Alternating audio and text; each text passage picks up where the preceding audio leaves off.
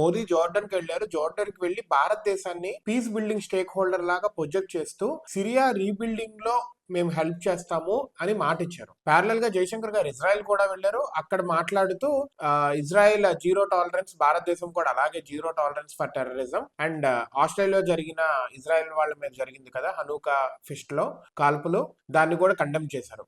So అటుపక్క west ఏషియాలో భారతదేశం యొక్క ఆధిపత్యాన్ని, సిగ్నిఫికెన్స్ ని పెంచుకోవడానికి ట్రై చేస్తున్నాము ఇప్పుడు. ఎందుకంటే వెస్ట్ నెక్స్ట్ గ్రోయింగ్ అనేది ఈ వెస్ట్ ఏషియా ఈ ఏరియాలో చాలా ఇంపార్టెంట్. అక్కడ మన గ్రిప్ లో కానీ, లేకపోతే మన గ్రిప్ అని చెప్పను కానీ మన కంట్రోల్లో అండ్ మన మాట వినేటట్టు, మనతో మంచిగా ఉండేటట్టు ప్రతి కంట్రీని చూసుకుంటాం మనకి చాలా ఇంపార్టెంట్.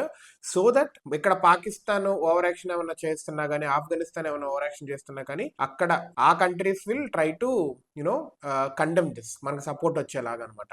ఇజ్రాయెల్ మనకు సపోర్టే కాబట్టి ఆ ఏరియా మొత్తం, ఇరాన్, ఇవన్నీ మనకి సపోర్ట్ ఉండేలా చేసుకోవాలి. సిరియా అనేది రీబిల్డ్ అయ్యి ఈ ఏరియా అంతా స్ట్రాంగ్ గా, ఎకనామికల్ గా వాళ్ళు కూడా స్ట్రాంగ్ అయ్యి ఉన్నారు అంటే ఇటుపక్క యూరోప్ దీనంతా కూడా దాటి వస్తుంది. ఎందుకంటే అక్కడ రిసోర్సెస్ ఎక్కువ ఉన్నాయి, oil related, and also land కూడా చాలా ఎక్కువ ఉంది అక్కడ, డెజర్ట్ ఏరియాస్ ఇవన్నీ కూడా ఉన్నాయి. కానీ టెక్నాలజీ ఇవన్నీ యూజ్ చేసి ఈ ఏరియాను కూడా చాలా డెవలప్ చేసే స్కోప్ అయితే ఉంది. దుబాయ్ ఆల్రెడీ పిచ్చల విడిగా గ్రో అయిపోతుంది, ఎమిరేట్స్ కానీ ఇవన్నీ, సౌదీ అరేబియా ఇవన్నీ. సో మనము వాటితో మంచి ర్యాపో బిల్డ్ చేసుకుంటే నెక్స్ట్ గ్రోయింగ్ పవర్ లో మనం కూడా ఉంటాము with the help of these all countries. So like ఇప్పుడు మోదీ అండ్ జైశంకర్ గారు 2 ప్యారలల్ వెన్యూస్ కి ప్యారలల్ గా వెళ్ళి 2 ఎంగేజ్మెంట్స్ ప్యారలల్ గా చేస్తూ ఎవరితోనూ ఒకళ్ళతో ఎక్కువ మంచిగా ఒకళ్ళతో చెడుతోగా కాకుండా అందరితో ఈక్విలిబ్రియం మెయింటైన్ చేయడానికి ట్రై చేస్తున్నారు.